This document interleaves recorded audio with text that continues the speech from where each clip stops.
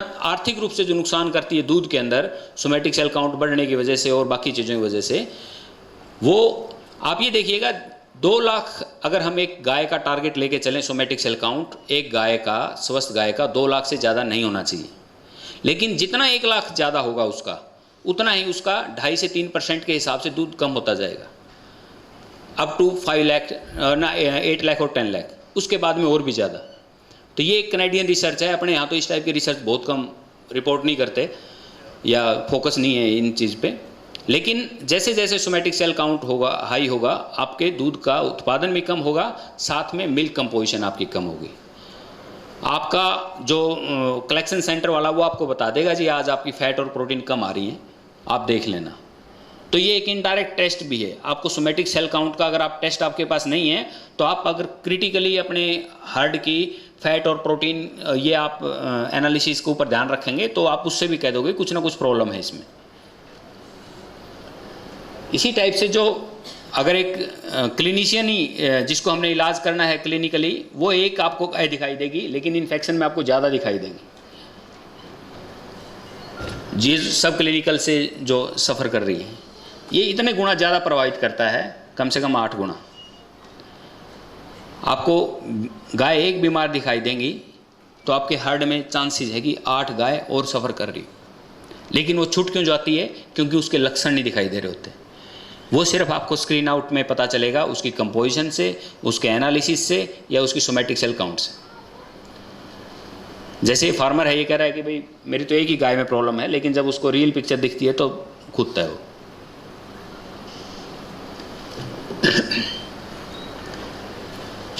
अब मैं आपको बताया 2 तरह की होती है, एक होता है संपर्क से फैलने वाला, एक होता है वातावरण से फैलने वाला, कंटेजियस और एनवायरमेंटल। कंटेजियस जो मैंने आपको ये बताए हैं बैक्टीरिया, स्टेफाइलोकोकस और स्ट्रेप्टोकोकस वाले, ये कंटेजियस है। ये किन में फैलता है? ये ज़्यादातर बड़े हर्ड्स में ज़्यादा मिलता है। जो गांव के अंदर जो छोटी छोटी यूनिट में 4-4, 5-5 फार्म पशु रखते हैं, उनमें ये कम मिलता है, क्योंकि वो हैंड मिल्किंग का रहता है या फिर एक पशु ही ज़्यादातर या 2 पशु उनके दूध में रहते हैं, कुछ इस तरह से, वहाँ एनवायरमेंटल ज़्यादा होता है। लेकिन इस फॉर्म के अंदर सब क्लिनिकल ज़्यादा होता है। एनवायरमेंटल में क्या होगा कि एकदम से तेज़ बुखार भी होगा। और इन्वायरमेंटल सबसे ज़्यादा जो सफ़र करता है पशु इन्वायरमेंटल मैस्टाइटिस में, वो काविंग के टाइम पे करता है। जब लेवटी एकदम सूज जाती है, पशु को बुखार भी हो जाता है, पशु चरता नहीं है और बहुत कड़ा ऑर्डर हो जाएगा। अगर आपने इमीडिएटली उसको अटेंशन नहीं दी तो आपका बहुत ज़्यादा नुकसान हो सकता है। तो ये इन्वायरमेंटल का आपको दूर से ही पता चल जाता है क्लिनिकली। इसमें आपको कंटेजियस में अंदर ही अंदर नुकसान करता है, तो ये आपको सब क्लिनिकल ज़्यादा रहता है। इसके लिए सबसे बढ़िया है मैनेज करने के लिए, टी डिप यूज़ करते हैं आप सभी लोग, थनों को दबाने वाली दवाइयाँ यूज़ करते हैं। तो पहले तो कंसेप्ट था सिर्फ पोस्ट डिपिंग का, यानी दूध निकालने के बाद। लेकिन एक एनवायरमेंटल के अंदर जो हमने ये ऑब्जर्व करा है, दूध निकालने से पहले भी दवाई से डुबाना बहुत ज़रूरी है, और कम से कम आधा मिनट तक उसको दूध निकालने से पहले। और आप लोगों के पास मशीन मिल्किंग है ज़्यादातर सभी के पास, तो उसके लिए मैनेजमेंट की आपकी अलग प्रोसीजर, क्योंकि एक गाय से दूसरे गाय का जब आप एनिमल की मिल्किंग करते हैं तो उसमें भी चांसेस हैं। उसको आप कैसे मैनेज करोगे? एक थंब रूल है कि सबसे पहले अटेंशन दो उस एनिमल को जो सबसे हेल्दी हो, उस एनिमल को दो जो सबसे ज़्यादा दूध देता हो।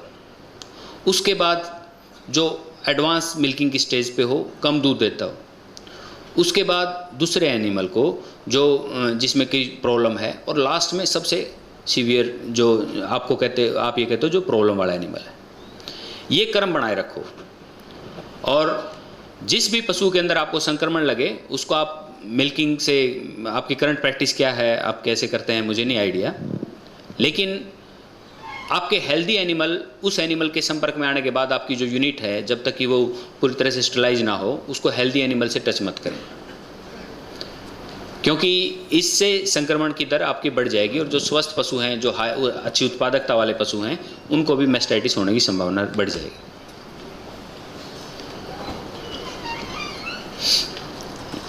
एक इसमें ये जो आपको बताया है दो तरह की मैंने बता दी। एक अपॉर्चुनिस्टिक है, मौका परस्त है, इसमें CNS कोगुलेज नेगेटिव स्टेफाइलोकोकस एक ग्रुप है, वो मौका परस्त है, वो नॉर्मल भी रहता है। वो कई बार क्या होता है कि वो है तो दूसरी इन्फेक्शन नहीं होती, कई बार क्या रहता है कि वो खुद ही इन्फेक्शन काज कर देता है। ये कुछ ट्रिकी सा ऑर्गेनिज्म है, तो इसके लिए आपको ज़्यादा सा वरीड होने की जरूरत नहीं है। वो पशु की कंडीशन देख के आप इसको ट्रीट करवाना, अगर आपकी रिपोर्ट में आ भी जाए तो।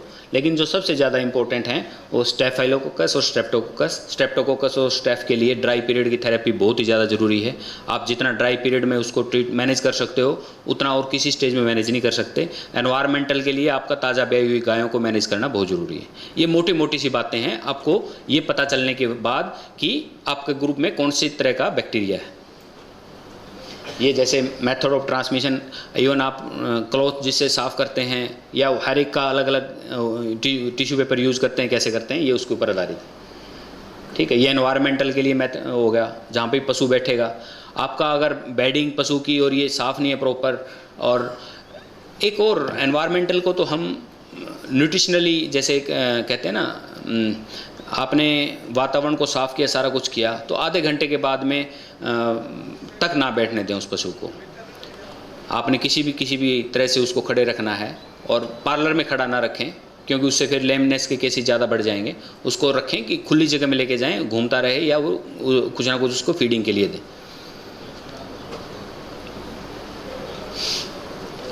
अब आपका जो हर्ड है उसके अंदर जितने भी थनैला रोग से संक्रमित पशु हैं उनकी संख्या अगर ज़्यादा है तो चांसेस है और भी ज़्यादा होने की। तो या दो तरीके हैं, एक तो जो भी संक्रमित पशु है उसका इलाज करके आप उसको ठीक करें, या अगर वो ठीक नहीं हो रहा है तो उसको आप अपने हर्ड से बाहर निकालें। आप अगर उसको रखते हैं तो कंटिन्यूअस आपका सोर्स रहेगा इन्फेक्शन का, और आपके स्वस्थ पशुओं को वो लपेटे में लेगा। तो इसलिए जो एग्जिस्टिंग इन्फेक्शन है उसको किसी भी वे से आप उसको कंट्रोल करें, या ठीक करके या उसको निकालें। आपका जो गोल है सोमेटिक सेल काउंट आपका इंडिविजुअल एनिमल का, वो 2 लाख होना चाहिए। और अपने यहाँ पता नहीं है जिसका 4 लाख से ऊपर आता है वो पेनल्टी लगती है कि नहीं लगती, या आप लोग उसकी कॉस्ट डिडक्ट करते हो नहीं करते हो बल्क लेवल पे। तो ये जो चीज़ें हैं, अगर आप यूरोपियन उससे मैनेजमेंट की प्रैक्टिस से देखें तो आपका जितना लो सोमेटिक सेल काउंट रहता है उसको अवार्ड भी मिलते हैं, ताकि वो जो हार्ड है उसका वेल साइंटिफिकली मैनेज है, क्लीन हार्ड है उसका। तो ये सारी की सारी चीज़ें आपके सोमेटिक सेल काउंट एक इंडिकेटर अच्छा यूज़ हो सकता है अगर आप उसको प्रैक्टिस में लेके आ रहे हैं। एक है नई इन्फेक्शन, नए संक्रमण को बचाने के लिए मैंने आपको बताया साफ़ सुथरी और प्री मिल्किंग और पोस्ट मिल्किंग टीडी, ये आपको काफ़ी इसमें आपको राहत दे सकती है। एक इसके monitoring of order health status, ये रेगुलर जितनी आप मॉनिटरिंग करेंगे, जितनी आँख खोल के रखेंगे, जितना रिकॉर्ड कीपिंग करेंगे, आप उतने ही अच्छे ढंग से थनैला रोग को मैनेज कर सकते हो। इनका 5 पॉइंट जो ये कहते हैं कि भाई अडर हाइजीन और मिल्किंग मैनेजमेंट, जो साफ सफाई आप इंस्ट्रूमेंट की जिनसे आप दूध निकालते हो, आपके सभी के पास 100% मशीन मिल्किंग है, हैंड मिल्किंग में। कोई हैंड मिल्किंग भी करता है? कोई नहीं करता जी। नहीं, कुछ लोग करते हैं। नहीं, कोई बात नहीं, उनकी भी इम्पोर्टेंस है। मैं थोड़ा सा इसलिए कह रहा हूँ, अगर आप हैंड मिल्किंग करते हैं तो हैंड मिल्किंग क्या इतना ज़्यादा इम्पोर्टेंट रोल है, हम कई सारी चीज़ें इग्नोर कर देते हैं। मशीन मिल्किंग वाले तो उस चीज़ को क्योंकि पहले ही प्रिपेयर इस ढंग से हो रहे होते हैं, उनको उन प्रैक्टिसेस का आइडिया होता है कि उन्होंने क्या अडॉप्ट करनी है।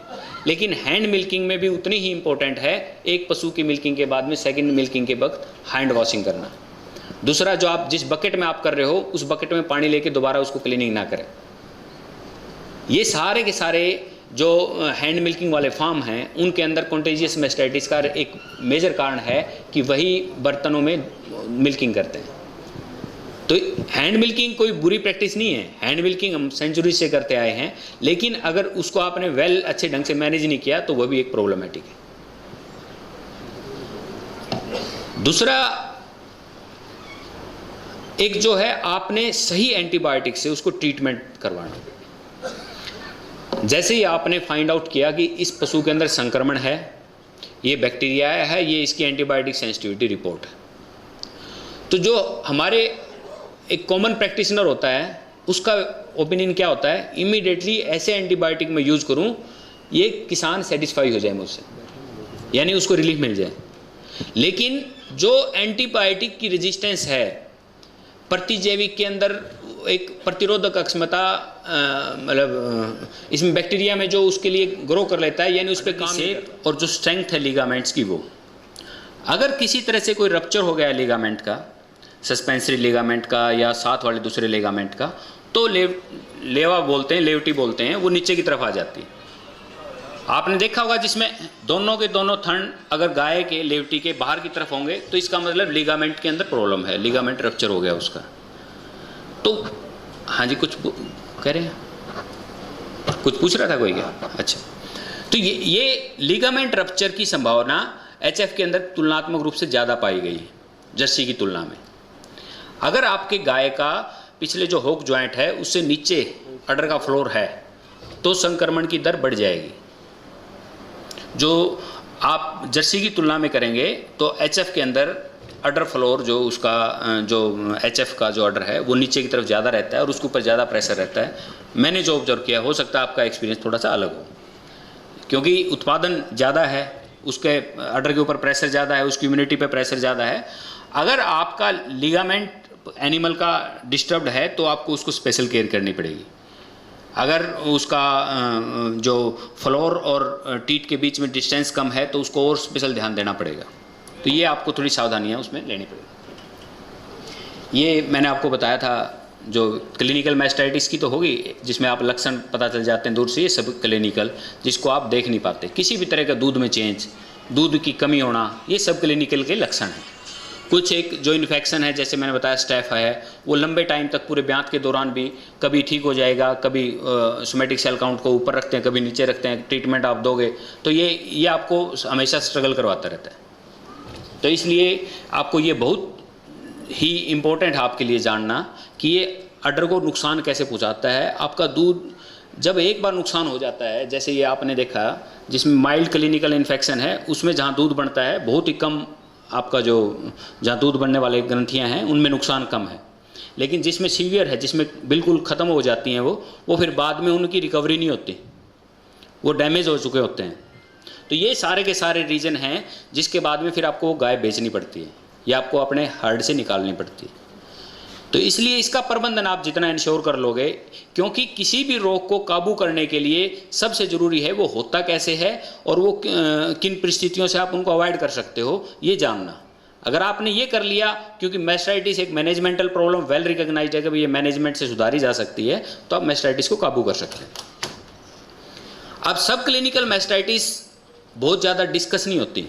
सब क्लिनिकल मैस्टाइटिस का मतलब लक्षण रहित थनैला रोग बहुत ज़्यादा फोकस में नहीं रहता। क्यों नहीं रहता? क्योंकि हमें आंखों से दिखाई नहीं देता। ये एक जैसे टिप ऑफ द आइसबर्ग इसमें कहते हैं ना, जैसे बर्फ़ का टुकड़ा ऐसे पानी में तैर रहा हो तो उसकी एक नोक दिखाई देगी, लेकिन वास्तव में उस नीचे का जो साइज़ है बहुत बड़ा होता है। इसी टाइप से जो सब क्लिनिकल मैस्टाइटिस है, जितनी हमको दिखाई दे रही होती है जो मैस्टाइटिस है, उससे कई गुना ज़्यादा सब क्लिनिकल मैस्टाइटिस होती है। और जो जितना आर्थिक रूप से जो नुकसान करती है दूध के अंदर सोमेटिक सेल काउंट बढ़ने की वजह से और बाकी चीज़ों की वजह से, वो आप ये देखिएगा 2 लाख अगर हम एक गाय का टारगेट लेके चलें सोमेटिक सेल काउंट, एक गाय का, स्वस्थ गाय का 2 लाख से ज़्यादा नहीं होना चाहिए। लेकिन जितना 1 लाख ज़्यादा होगा उसका, उतना ही उसका 2.5 से 3% के हिसाब से दूध कम होता जाएगा, अप टू 5 लाख ना 8 लाख और 10 लाख, उसके बाद में और भी ज़्यादा।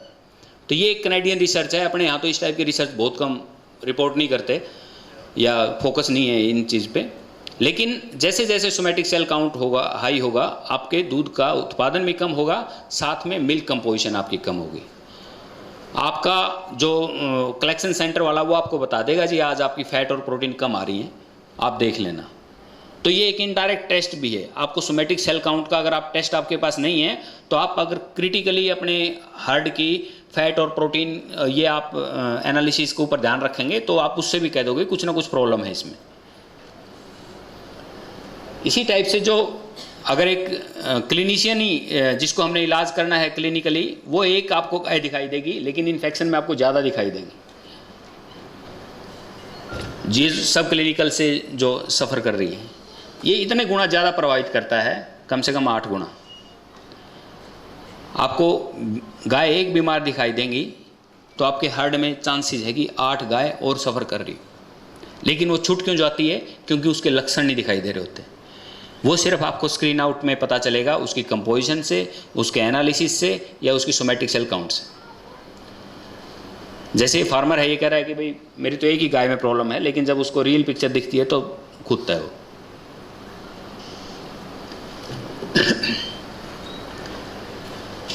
अब मैं आपको बताया दो तरह की होती है, एक होता है संपर्क से फैलने वाला, एक होता है वातावरण से फैलने वाला, कंटेजियस और एनवायरमेंटल। कंटेजियस जो मैंने आपको ये बताए हैं, बैक्टीरिया स्टेफाइलोकोकस और स्ट्रेप्टोकोकस वाले, ये कंटेजियस है। ये किन में फैलता है? ये ज़्यादातर बड़े हार्ट्स में ज़्यादा मिलता है। जो गांव के अंदर जो छोटी छोटी यूनिट में 4-4, 5-5 फार्म पशु रखते हैं, उनमें ये कम मिलता है, क्योंकि वो हैंड मिल्किंग का रहता है, या फिर एक पशु ही ज़्यादातर या 2 पशु उनके दूध में रहते हैं, कुछ इस तरह से, वहाँ एनवायरमेंटल ज़्यादा होता है। लेकिन इस फॉर्म के अंदर सब क्लिनिकल ज़्यादा होता है। एनवायरमेंटल में क्या होगा कि एकदम से तेज़ बुखार भी होगा। और इन्वायरमेंटल सबसे ज़्यादा जो सफ़र करता है पशु इन्वायरमेंटल मैस्टाइटिस में, वो काविंग के टाइम पे करता है। जब लेवटी एकदम सूज जाती है, पशु को बुखार भी हो जाता है, पशु चरता नहीं है और बहुत कड़ा अर्डर हो जाएगा। अगर आपने इमीडिएटली उसको अटेंशन नहीं दी तो आपका बहुत ज़्यादा नुकसान हो सकता है। तो ये इन्वायरमेंटल का आपको दूर से ही पता चल जाता है क्लिनिकली। इसमें आपको कंटेजियस में अंदर ही अंदर नुकसान करता है, तो ये आपको सब क्लिनिकल याद रहता है। इसके लिए सबसे बढ़िया है मैनेज करने के लिए, टी डिप यूज़ करते हैं आप सभी लोग, थनों को डुबोने वाली दवाइयाँ यूज़ करते हैं। तो पहले तो कंसेप्ट था सिर्फ पोस्ट डिपिंग का, यानी दूध निकालने के बाद। लेकिन एक एनवायरमेंटल के अंदर जो हमने ये ऑब्जर्व करा है, दूध निकालने से पहले भी दवाई से डुबोना बहुत ज़रूरी है, और कम से कम आधा मिनट तक उसको दूध निकालने से पहले। और आप लोगों के पास मशीन मिल्किंग है ज़्यादातर सभी के पास, तो उसके लिए मैनेजमेंट की आपकी अलग प्रोसीजर, क्योंकि एक गाय से दूसरे गाय का जब आप एनिमल की मिल्किंग करते हैं तो उसमें भी चांसेस हैं। उसको आप कैसे मैनेज करोगे? एक थंब रूल है कि सबसे पहले अटेंशन दो उस एनिमल को जो सबसे हेल्दी हो, उस एनिमल को दो जो सबसे ज़्यादा दूध देता हो। उसके बाद जो एडवांस मिल्किंग की स्टेज पे हो, कम दूध देता हो। उसके बाद दूसरे एनिमल को जो जिसमें कोई प्रॉब्लम है, और लास्ट में सबसे सीवियर जो आपको आप ये कहते हो जो प्रॉब्लम वाला एनिमल है। ये क्रम बनाए रखो, और जिस भी पशु के अंदर आपको संक्रमण लगे उसको आप मिल्किंग से, आपकी करंट प्रैक्टिस क्या है, आप कैसे करते हैं मुझे नहीं आइडिया, लेकिन आपके हेल्दी एनिमल उस एनिमल के संपर्क में आने के बाद आपकी जो यूनिट है, जब तक कि वो पूरी तरह से स्टरलाइज ना हो, उसको हेल्दी एनिमल से टच मत करें, क्योंकि इससे संक्रमण की दर आपकी बढ़ जाएगी। और जो स्वस्थ पशु हैं, जो अच्छी उत्पादकता वाले पशु हैं, उनको भी मैस्टाइटिस होने की संभावना बढ़ जाएगी।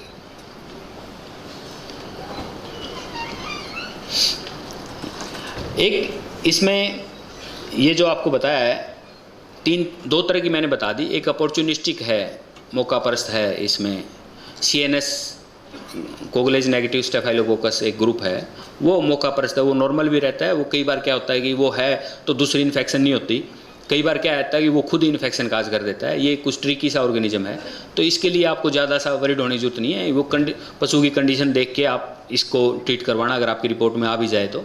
लेकिन जो सबसे ज़्यादा इंपॉर्टेंट हैं वो स्टेफाइलोकोकस और स्ट्रेप्टोकोकस। स्ट्रेप्टोकोकस और स्टेफ के लिए ड्राई पीरियड की थेरेपी बहुत ही ज़्यादा ज़रूरी है। आप जितना ड्राई पीरियड में उसको मैनेज कर सकते हो, उतना और किसी स्टेज में मैनेज नहीं कर सकते। एनवायरमेंटल के लिए आपका ताज़ा ब्याई हुई गायों को मैनेज करना बहुत ज़रूरी है। ये मोटी मोटी सी बातें हैं, आपको ये पता चलने के बाद कि आपके ग्रुप में कौन सी तरह का बैक्टीरिया है। ये जैसे मेथड ऑफ ट्रांसमिशन, इवन आप क्लॉथ जिससे साफ़ करते हैं, या हर एक का अलग अलग टिश्यू पेपर यूज़ करते हैं, कैसे करते हैं, ये उसके ऊपर आधारित है। ठीक है, ये एनवायरमेंटल के लिए हो गया, जहाँ पे पशु बैठेगा। आपका अगर बेडिंग पशु की और ये साफ़ नहीं है प्रॉपर, और एक और एनवायरमेंटल को तो हम न्यूट्रिशनली जैसे कहते हैं ना, आपने वातावरण को साफ़ किया, सारा कुछ किया, तो आधे घंटे के बाद में तक ना बैठने दें उस पशु को।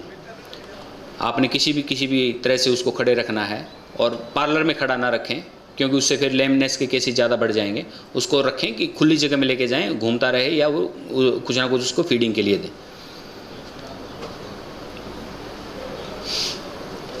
अब आपका जो हर्ड है उसके अंदर जितने भी थनैला रोग से संक्रमित पशु हैं उनकी संख्या अगर ज़्यादा है तो चांसेस है और भी ज़्यादा होने की। तो या दो तरीके हैं, एक तो जो भी संक्रमित पशु है उसका इलाज करके आप उसको ठीक करें, या अगर वो ठीक नहीं हो रहा है तो उसको आप अपने हर्ड से बाहर निकालें। आप अगर उसको रखते हैं तो कंटिन्यूअस आपका सोर्स रहेगा इन्फेक्शन का और आपके स्वस्थ पशुओं को वो लपेटे में लेगा। तो इसलिए जो एग्जिस्टिंग इन्फेक्शन है उसको किसी भी वे से आप उसको कंट्रोल करें, या ठीक करके या उसको निकालें। आपका जो गोल है सोमेटिक सेल काउंट आपका इंडिविजुअल एनिमल का वो 2 लाख होना चाहिए, और आपने यहाँ पता नहीं है जिसका 4 लाख से ऊपर आता है वो पेनल्टी लगती है कि नहीं लगती, या आप लोग उसकी कॉस्ट डिडक्ट करते हो नहीं करते हो बल्क लेवल पे। तो ये जो चीज़ें हैं अगर आप यूरोपियन उससे मैनेजमेंट की प्रैक्टिसेस से देखें तो आपका जितना लो सोमेटिक सेल काउंट रहता है उसको अवार्ड भी मिलते हैं, ताकि वो जो हार्ड है उसका वेल साइंटिफिकली मैनेज है, क्लीन हार्ड है उसका। तो ये सारी की सारी चीज़ें आपके सोमेटिक सेल काउंट एक इंडिकेटर अच्छा यूज़ हो सकता है अगर आप उसको प्रैक्टिस में लेके आ रहे हैं। एक है नई इन्फेक्शन, नए संक्रमण को बचाने के लिए मैंने आपको बताया साफ़ सुथरी और प्री मिल्किंग और पोस्ट मिल्किंग टीडी, ये आपको काफ़ी इसमें आपको राहत दे सकती है। एक इसके monitoring of order health status, regular जितनी आप मॉनिटरिंग करेंगे, जितनी आँख खोल के रखेंगे, जितना रिकॉर्ड कीपिंग करेंगे, आप उतने ही अच्छे ढंग से थनैला रोग को मैनेज कर सकते हो। इनका 5 पॉइंट जो ये कहते हैं कि भाई अडर हाइजीन